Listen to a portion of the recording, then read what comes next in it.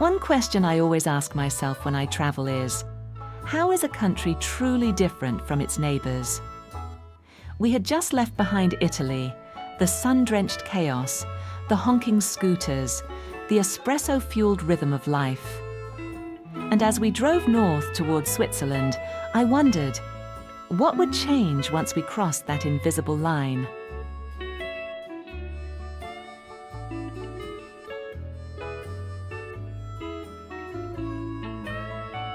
Our very first act in Switzerland was buying an e-vignette, 40 Swiss francs for the year. It may seem like a small errand, but it says everything about this country. The vignette is not just a toll, it's a symbol of a deeply ingrained social contract, one built on Rücksichtnahme, or mutual consideration. Everyone contributes a small share, so everyone benefits from immaculate roads. It's the first lesson in Swiss civics, purchased at a rest stop. And what a reward it gives. The roads rise and fall like poetry written in asphalt, leading us deeper into landscapes of wooden huts, bikers tracing the same curves, and snow mountains looming like guardians ahead of us. Here, human craftsmanship doesn't compete with nature, it collaborates with it.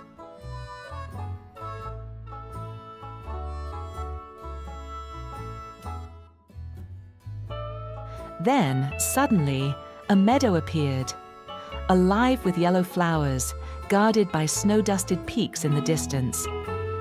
We stopped the car and walked into the field. It's hard to describe the feeling. Total surprise, like stumbling into a secret gift from nature. A random meadow, unmarked, unexpected, yet so breathtakingly beautiful it could have been a destination in itself. In that moment, you feel Switzerland's true gift.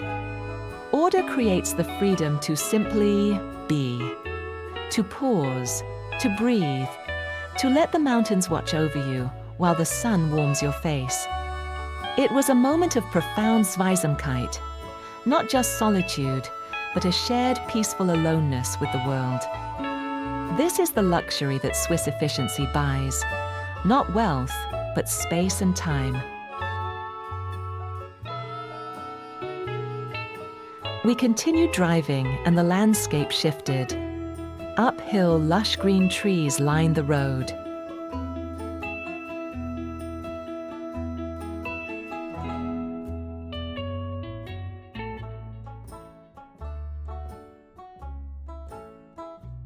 Before we knew it, Lake Sils stretched out like glass.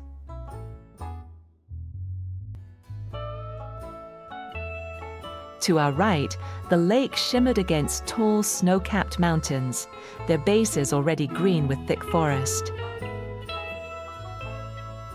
To our left, a steep rock wall loomed, while two large buses moved purposefully through the narrow pass, their pace a testament to the engineered perfection of the road itself. The water was crystal clear, calm and blue, reflecting endless peaks beneath a sky painted with drifting clouds. It looked less like real life, more like a painting.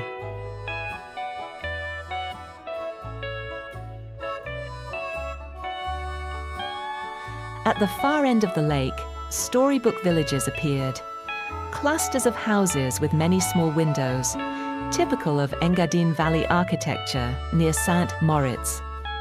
Wooden beams, painted shutters, and sloped roofs built for snow.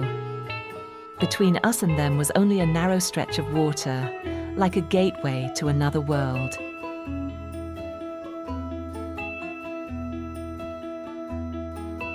Along the way, we noticed motorbike riders, many of them traveling in groups. They often leave small stickers on traffic signs, a quiet, almost ritualistic way of saying, "We were here." It's a fascinating counterpoint to the overwhelming order, a tiny personal mark of individuality that the system not only tolerates, but seems to absorb into its fabric, a controlled and harmless rebellion. Switzerland has this way of turning every corner into a fairy tale scene. The view was majestic yet serene, the kind of beauty that doesn't demand your attention. It simply takes it.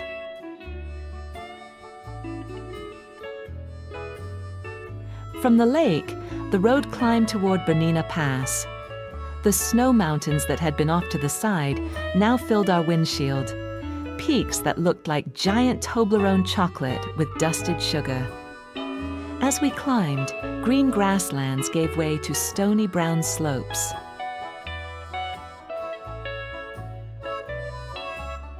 We passed the iconic red trains of the Rhaetian Railway, the same line that operates the Bernina Express. A UNESCO World Heritage route, it carries passengers across some of the highest tracks in Europe, weaving through tunnels and viaducts at nearly 2,300 meters. At the summit, the change was astonishing. In less than half an hour, the scenery had shifted entirely. Now the mountains resembled brownies dusted with powdered sugar.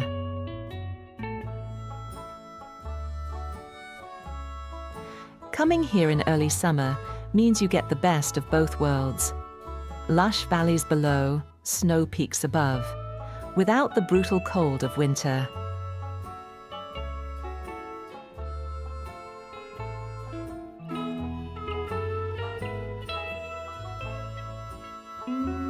Soon after, we drove past the Welcome to Valpochiavo sign, and the descent began. Bernina Pass is legendary among drivers.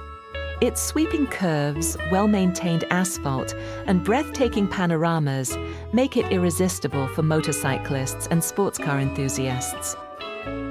Unlike other alpine roads that dominate the landscape, Bernina seems to harmonize with it. Every turn feels natural, engineered with confidence and care. It's easy to see why some people called it every driver's dream.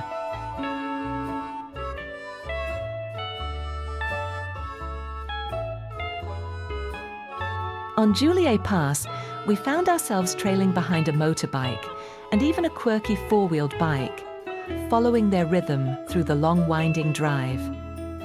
We shared the road with bikers and motorists alike, everyone pulled by the same call of the mountains. Downhill, the mood softened. Countryside charm returned. Meadows unfolded, and the kind of scenery that makes you exhale in wonder.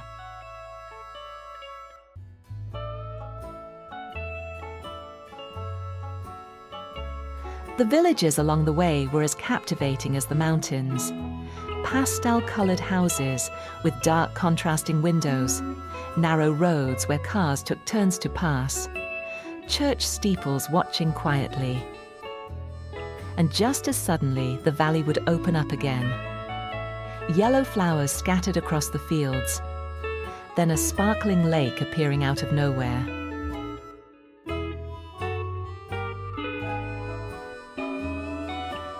It was a long drive through winding roads, technically the same ingredients each time. Majestic peaks, green meadows, bright flowers, alpine lakes, colorful houses. But somehow every single turn took our breath away. The repetition wasn't boring, it was addictive, like listening to your favorite song in different variations.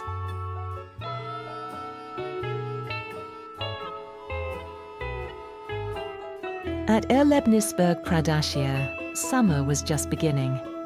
It was the very first day of their summer toboggan run. We were lucky they had just opened.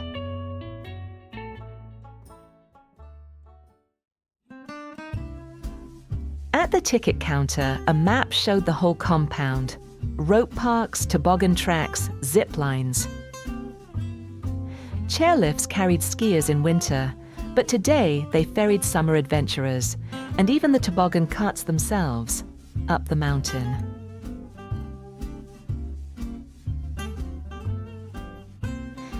It was early summer, but the breeze was sharp and cold, especially as the chairlift swayed in the wind. As we rose higher, chairlifts mostly empty, we saw layers of forest clinging to the slopes, Wooden houses scattered far apart, each alone but perfectly placed.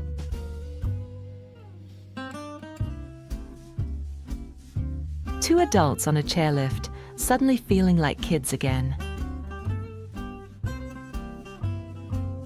Below, children tobogganed with laughter trailing behind them. Ahead, the valley opened up. A small town at the bottom, its houses like toy blocks compared to the giant mountains surrounding them. Switzerland shows its playful side here, joy engineered as carefully as its roads.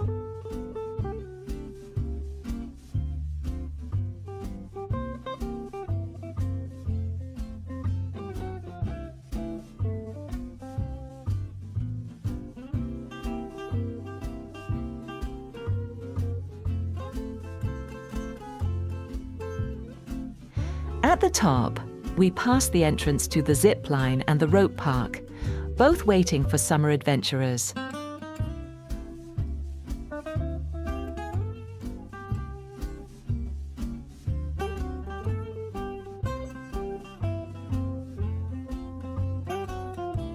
Then came the highlight, the toboggan run.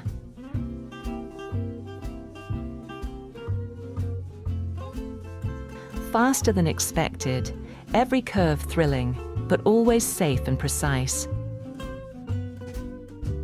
On the way down, the view stretched wide, rolling valleys, snow peaks in the distance, forests rushing past. We couldn't help but think, how lucky are the locals to have this kind of playground at their doorstep? That's Swiss-made joy, engineered, reliable, unforgettable.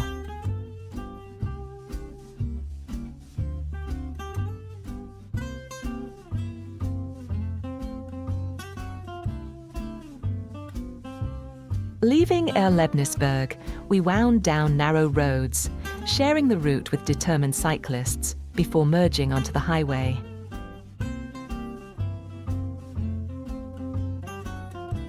After days of mountain passes, the smooth, straight road felt almost foreign. Switzerland is built for road trips. Every curve, every bridge, every tunnel is an experience. For first-timers, a tip: don't rush. Distances on the map may look short, but the mountains stretch time. Allow yourself extra hours. Is driving here intimidating? Honestly, no. The roads are wide, well marked, and drivers are disciplined. You do need a vignette for the highways, and fuel is pricier than elsewhere in Europe. But what you get in return is priceless. From the grandeur of the Alps, we approached one of the smallest countries in the world, Liechtenstein. Just 160 square kilometers, wedged between Switzerland and Austria, home to under 40,000 people. The drive was unassuming. One simple exit off the highway, signposted Vaduz. The border crossing itself was quiet, marked only by Swiss and Liechtenstein flags. No checkpoints, no fanfare. It felt less like entering a country, and more like being granted access to a private, exclusive club. One built not on showiness, but on a profound and discreet stability.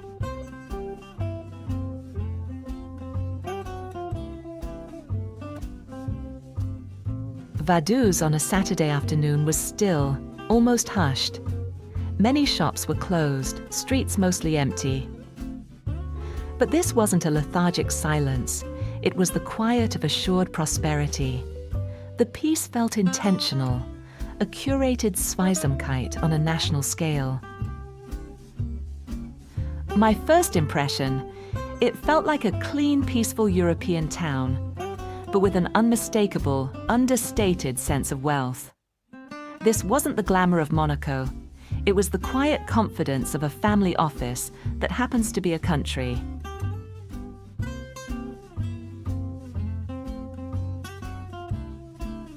We parked our car, posed for photos at the Welcome to Liechtenstein wall, and spotted Vaduz Castle above us on the hill.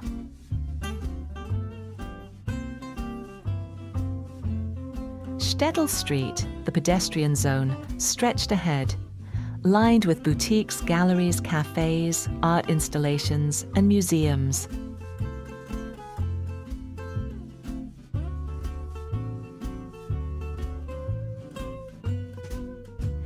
In the late afternoon, most restaurants offered only a limited menu.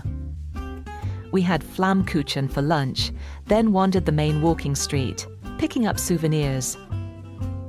The pace was slow, unhurried.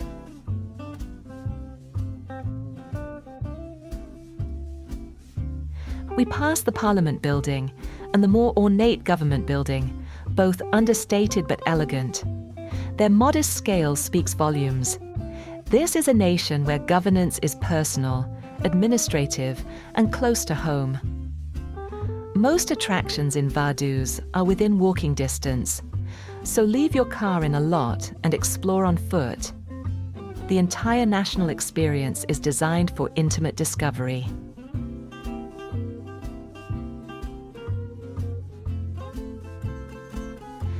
We arrived at the peaceful Saint Florin Cathedral. Built in the late 19th century in neo-Gothic style, it serves as the seat of the Archbishop of Vaduz.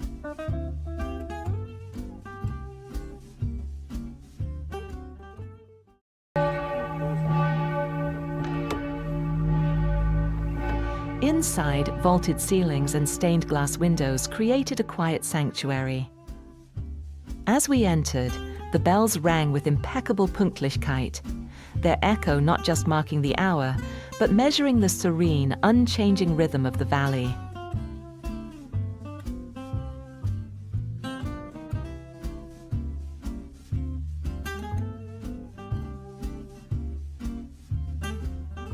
Above it all, Vaduz Castle stood. A 12th century fortress, expanded over centuries, now the official residence of the Prince of Liechtenstein. Its inaccessibility is the point. Unlike other castles, it isn't a museum. You can't enter. And that's what makes it special. It's not a set piece, but a real, living home, and the active seat of a ruling prince in one of Europe's last microstate monarchies. From below, the sight of the castle against the alpine backdrop feels like a symbol of the nation itself. A medieval past seamlessly integrated into a modern present, blending alpine tradition with immense discrete wealth. It is a monument to continuity, not tourism.